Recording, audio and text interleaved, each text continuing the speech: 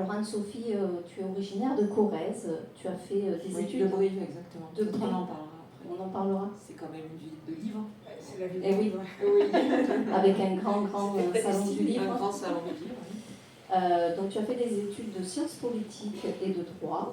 Et puis, après avoir un peu navigué vers Bordeaux, tu as décidé de venir vivre dans le sud et notamment à Montpellier, qui pour toi était une ville d'accueil cosmopolite. Tout à fait, oui. Ouais. Oui, c'était vraiment un choix, c'était le choix de la mer Méditerranée. Et c'est vrai que j'ai découvert le côté cosmopolite. Alors, l'un des thèmes principaux du livre, c'est l'exil. Donc, c'est vrai que j'apprécie vraiment le côté de beaucoup de communautés, de gens originaires de différents pays. J'aime beaucoup ce côté-là. Est-ce que vous entendez bien? C'est bon? Peut-être, tu vois, en plus, Pascal. Ouais, un petit peu. Oui, il faut que je mette un peu plus. Très proche. Et donc en 2011, donc, tu viens donc à Montpellier et tu intègres le service des affaires économiques de la ville. Oui. Aujourd'hui, tu es chef d'un service en ressources humaines. Oui, depuis le jour où est sorti le livre. Il y a deux choses. Le livre a mis un certain nombre d'années à sortir.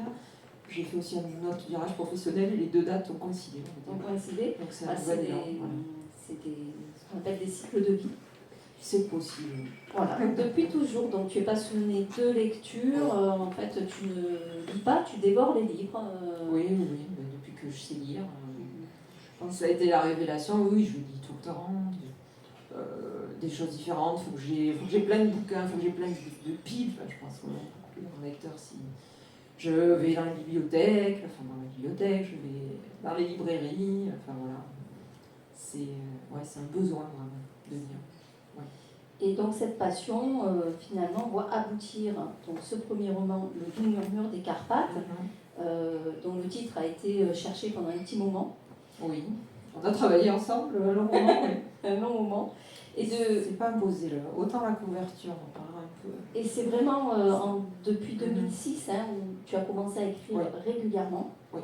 Où tu as commencé à avoir vraiment un rituel d'écriture. Oui. Avec notamment des poésies, des ébauches de romans, et puis là, vraiment, celui-ci, combien de temps t'as pris en tout, et sans compter la relecture et la réécriture, mais l'écriture en lui-même du roman, sachant que les auteurs ne vivront pas de leur écriture, ils ont un travail, donc à peu près... Celui-là, il m'a pris, je pense que je l'ai commencé en 2012, j'ai dû le finir en 2019. Bon, il m'a pris beaucoup de temps. Au début, je ne savais même pas que ça serait un roman, parce que comme je t'ai dit, j'avais fait des ébauches entre 2006 et 2011. Au début, j'écrivais presque par tranche de 20 minutes. Donc c'est un peu comme le marathon, même si je ne crois pas du tout. Petit à petit, il y a un temps d'écriture. Le temps d'écriture s'est allongé. Et surtout, j'y ai dédié vraiment un jour. J'ai pris un temps partiel vraiment dédié à ça. Donc j'avais 2 jours, le vendredi et le samedi, dédiés à l'écriture. Donc là, en fait, aujourd'hui, avec la naissance de ce livre, tu es aussi devenue auto-entrepreneuse, enfin en tout cas auteur. Artiste-auteur. J'ai choisi le statut d'artiste-auteur. Et tu as vraiment créé ta maison d'édition avec Le Héron Bleu. Pourquoi Le Héron Bleu? C'est venu comme ça. Bon, mais j'adore le Héron, j'habite à Villeneuve-les-Bagonnes, on est à côté des étangs. Ça s'est fait. Ça s'est fait naturellement. De façon intuitive, pas comme le titre, effectivement.